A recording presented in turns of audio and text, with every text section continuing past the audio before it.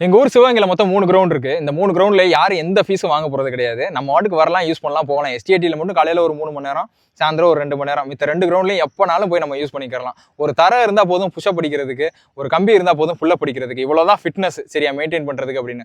உங்களுக்கு எப்படின்னு தெரியல.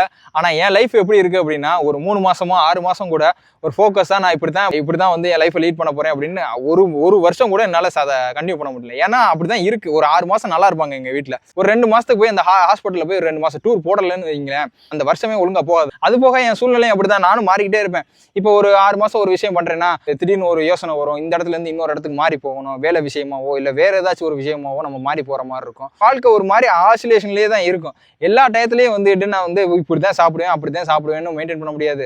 நான் இப்படிதான் வந்து இந்த ஜிம்முக்கு தான் போவேன், இப்படி இருந்தா தான் நான் போவேன் எல்லாம் கிடையாது. என்ன கிடைக்குதா, கிரவுண்ட் இருந்தா கிரவுண்ட்ல ஓடுறது, ரோடு இருந்தா ரோட்ல ஓடுறது, தரை இருந்தா புஷ்அப் படிக்கிறது, கம்பி இருந்தா புல் அப் படிக்கிறது. அவ்வளவுதான் ஃபிட்னஸ் மெயின்டைன் பண்ணிட்டு போயிட்டே இருக்கணும். என்ன கிடைக்குதா, இப்போ எங்க வீட்டுல 2 நாள் தான் சிக்கன் எடுப்பாங்க, 2 நாள் தான் மட்டன் எடுப்பாங்க அப்படின்னா கிடைக்கிறப்ப நல்லா சாப்பிட்டோமா சுத்தமா போனோமா, எதையுமே ஸ்ட்ரெஸ் எடுத்துக்கிறதுலாம் கிடையாது.